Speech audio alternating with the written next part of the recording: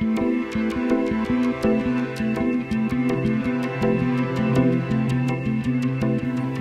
name is Semhar Araia. I am the founder and executive director of this organization called the Diaspora African Women's Network. Today I want to talk to you about the Diaspora African Women's Network mission, to unlock the diaspora's potential one woman at a time. Now, I didn't intend on doing this as my life's work, but clearly it's become more and more necessary.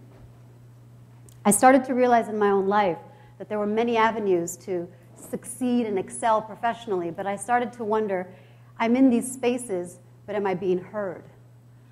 I'm in the room, but do I have a seat? I'm in the space where everyone told me I need to be, and yet, does anyone see me? I want to tell you a story. So put yourselves into the journey with me. It's 1968. A young 23-year-old nursing student from Asmara, now present-day Eritrea, is just getting off the plane. She is the oldest of 7 siblings. Her mother was recently widowed after her father, Ephraim, was killed in an accident driving his truck, as he did twice a week, between Asmara and Massawa. For those of you that don't know, Asmara is the capital of present-day Eritrea. At the time, it was capital of the province of Eritrea in Ethiopia, and it sits on the coast. And this young woman's father would drive every week, twice a day, risking his life, delivering goods and services for the Italian company he worked for. So the nursing student, when she got off the plane, she knew that she was here to earn her degree and to get her education, to experience the university that everyone said she's so lucky to go to. But she couldn't help think of what she had to do to come back home to help her family. So she began her education, excited, waiting to go back home.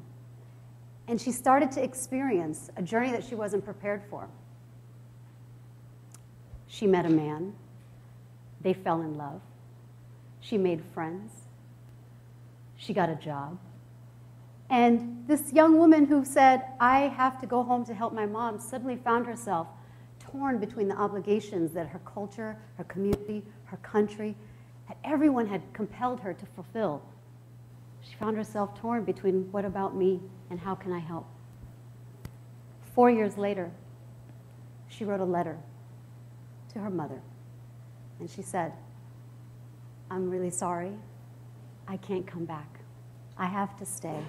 I need to pursue not only my studies, but I need to discover all that this place has for me so that I can be a better daughter, a better sibling, a better member of this community.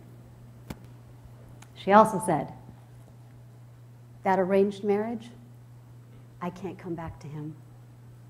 And this man who had been waiting for her, good, kind, loving man, waiting for her to return from her degree, was suddenly told that the family and the woman that he was arranged with was no more. This woman was my mother. And by 1972, the home that she knew was ruined in a civil war of unrest, and what was around the corner was another dark period of struggle, of pain, of suffering. And just as she had written that letter, 1974, the government of Ethiopia was overthrown, Emperor Haile Selassie was deposed, and was replaced with a communist regime. And what Ethiopia, and in particular the northern provinces in Eritrea to be specific, experienced horrific levels of violence, unrest, claims of ethnic cleansing, genocide. But the darkest period in modern Ethiopian history is called the Red Terror period. But for Eritreans, it was compounded by the fact that Eritrea had been engaged in a civil war for independence since 1961. See, my mother, even though the battle for independence was underway, she knew she had to take the opportunity to study. She found herself in the United States while her country was unraveling. 1974, she can't come home. She starts to hear all of these stories coming from cassette tapes that are smuggled through, from letters that people are sneaking in the airports, passing to each other. she decides to put her studies on hold, her nursing studies. And she says, I can't continue with school while my people are suffering.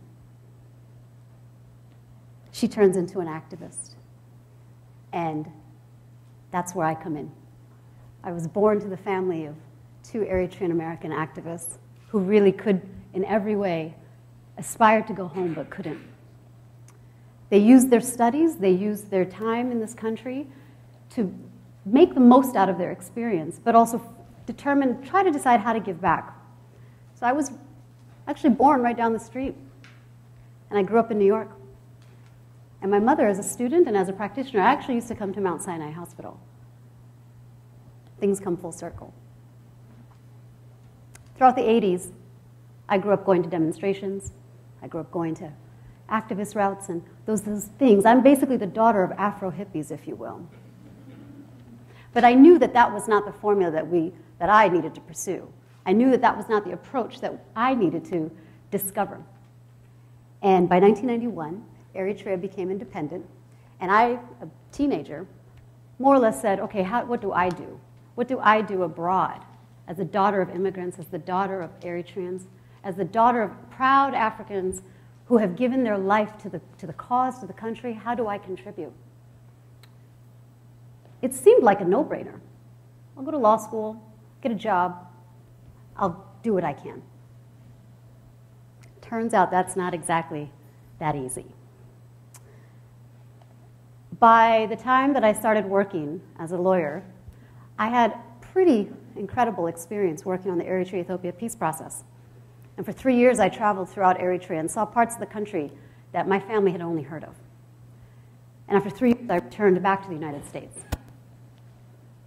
I suddenly realized the Africa that I knew, the experience and the exposure that I had, not many other people had it. I would try to insert my voice, but it couldn't fit in. Imagine. No, no, no. Frustrated, alone, depressed even. My experience in Eritrea for 3 years was a journey of discovery, of realizing that I had 2 voices, 2 experiences, 2 lives, and they could come together as one. I learned in Eritrea that I'm not completely Eritrean. I learned that I'm very American. In America, I knew I was Eritrean. It was all I had. The dynamics of race, of gender expectations, of cultural norms required that I step up and I tell everyone what Eritrea is about. Okay. But how do I reconcile the 2? How do I, as a daughter of immigrants, how do I, as a hyphenated American, how do I, as a outspoken woman of color, how do I put my space, claim my space that I know is already mine? So when I came back from Eritrea, I realized that those frustrations and those limitations that were being placed on me, I wasn't the only one going through it. At the time, I was working in Congress, and there were plenty of women of color, but I began to realize how many of us were working on international issues. We're working on human rights, governance, civil society, development, health. How many of us were in these spaces and yet we weren't connected? So I looked back at my mother's journey. I looked at my experience, the experience of probably many of you in this room, and I realized the missing piece was that we weren't connected and that we needed to validate each other. And in order for our spaces to be recognized, we had to first claim them, assert ourselves, and insert where we need to be at all times. Now, when it comes to women's rights in the developing world, we talk often about access to education and free from harm and gender-based violence and a lot of the themes that are so important. But as a woman of the diaspora, as a woman connected to cultures that are in some cases at odds with each other, or countries are at odds with each other, how do you, as someone in the middle, who can go between both spaces, who can empathize with the female soldier who was raped multiple times, but she will not tell her testimony and give you the deposition because there's a man in the room? How do you use your American education, your exposure, the parts of you that are American? How and when do you use that to tell your male Eritrean colleague that you should do this deposition alone? Balancing that gender dynamic in Eritrea was one thing, but then I realized balancing that gender dynamic here was another. So with that exposure and with all of those sort of coming of age experiences, I decided to reach out to all the other women, and I asked them to meet. And today the Diaspora African Women's Network started off as a dinner. So many women's groups start off in this social space, and you have to ask yourself why. What is it about women that we are willing to meet each other in the most informal ways? It's that space of trust. It's that space of sisterhood. It's that space of belonging, because we've missed it for so long. Now imagine, as a woman of color, compounded the gender dynamics with race, with ethnicity, with the immigrant experience. I'm not even going into class or sexual orientation. Just the challenge of communicating to each other as women of color is already, there's so few channels. And what we decided to do was collect all the women of the broadest African diaspora, women who consider themselves a part of the continent, bring us together so that we can discover each other, so that we can be heard, so that we can connect. But it's more than a networking organization, and there's a reason. I don't want to give you slides today, because I want you to experience what that self-discovery requires. Did you know, in the United States, the African immigrant population, out of all the immigrant groups, is the most likely to come to the United States having completed an undergraduate degree, most likely to have a graduate degree. They're the most educated. How many of you take taxis in the city? Let's see. I'm from DC, so this case study would really work for DC especially. Now think of how many of you have taxi drivers who tell you that they're a PhD holder, or a chemist, or a teacher. These are the immigrants who have come far and wide to get their opportunities, like my mother. And they're having children.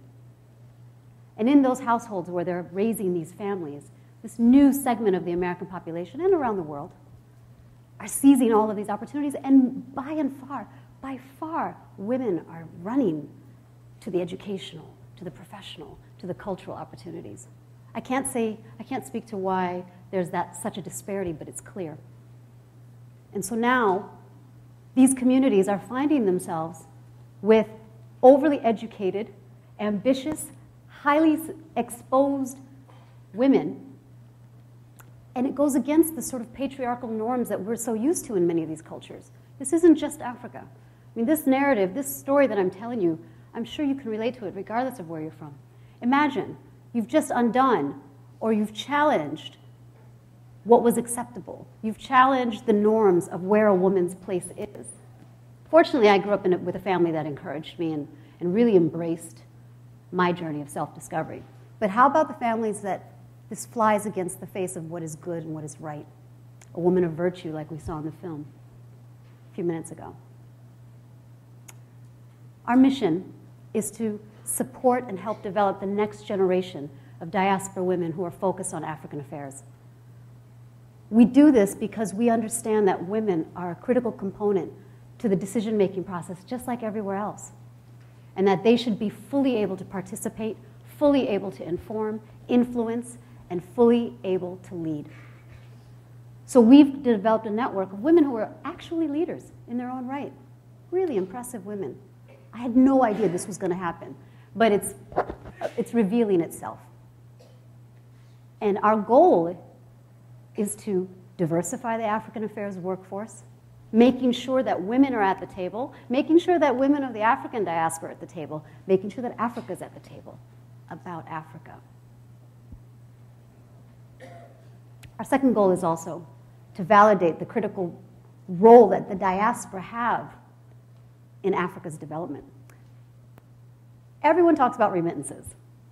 We know that remittances, the money that is sent back home, back to the home country, is by far outweighing what foreign assistance is to the continent. So in 2013, the World Bank estimated that the entire continent of Africa received $60 billion in remittances. There are many other case studies of this in the Philippines, around the world, where remittances are a huge lifeline. That $60 billion far surpasses what any donor, foreign assistance actor is giving. Remittances alone are just the tip of the iceberg. Imagine if you tap into the power of the diaspora beyond remittances. You harness their social and professional expertise. You use that space that they have, the ability to go between different places. Use that as a transfer of technology, of skills, of knowledge. You go a step further and you ask yourself, well, what about the women? Because it's the women who are actually conveners. That dinner that I referred to earlier about meeting in a social space, it's because women, by and large, over and over again, we show that we have an ability to build a community. We can bring people together. And in places that are affected by conflict, by extreme poverty, by extreme suffering, women are the bond. So even in the professional setting, even in the developed world, we can do that. This is beyond, our mission is beyond what is the lean-in conversation of women in the workplace. It's actually a message both to governments, to communities, to women themselves, to the world, that women need to be at the table in every situation, even when you've been privileged enough to live without poverty or to live with security. If you've been privileged enough to have an education. Realizing rights in this context is a difficult one because you remember that there are people who are suffering far more than you. Who are you to claim that you need to realize your rights? But I did not get this far. She did not get that far. She did not get that far to be left out of the room. On my back is my mother's story, is my grandmother's story, is my community, is my country, my continent, my world. And each woman with that level of consciousness goes as far as she does because her intention is to be a positive change agent. Her intention is to serve, to uplift, to give back. Yet the institutions, they see you at the table, they say, she's all right, she's good. But did any of your recommendations get in? No. Did anyone invite you to the next meeting? No. Well, since Dawn was formed in 2007, I'm pleased to say that we've been able to help advance participation and leadership of our members. But we've also helped contribute to a conversation about the role of the diaspora and what women's leadership looks like, so that the next time a woman gets off a plane and says, I'm going to get my studies, I'm not coming home, it's okay for the community. It's okay for the mother. It's okay for the country. The assumption that this woman is supposed to go, come back, stay in her place, have an arranged marriage is no more. There's a reality to the existence that I represent, to the existence that our 300 members represent, is a transnational identity, a life that goes between two worlds, two cultures, two nations, but as change agents for development, security, prosperity. You know, I look back on it. My mother was a feminist, but not a feminist because it took her through, because she was inspired by the activism. She was a feminist because it just was. I grew up with Unifem posters and all of these, again, hippie, Afro-hippie, yeah? But it was just automatic to her. She was a chairwoman of the National Union of Eritrean Women, the North America chapter. I grew up going to meetings where women led. And so oftentimes, even in the realization of my own rights, I've struggled with, am I a feminist? Am I a women's rights advocate? And I struggle because the minute you place gender into the conversation, you're boxed. And that's exactly what we're trying to do, is undo that box. But yes, I'm a feminist. I'm a human rights advocate. I'm a lawyer. I'm many, many, many things. And what Dawn seeks to do is to undo that box that people put Africans in, women in, young people in, and also the diaspora. Think about what is your journey of discovery in the diaspora, and how do you realize those rights through Dawn, I think we've been able to empower our members and also the next generation. I hope this has left you with some food for thought. I thank you, and I look forward to the next speaker. Thank you.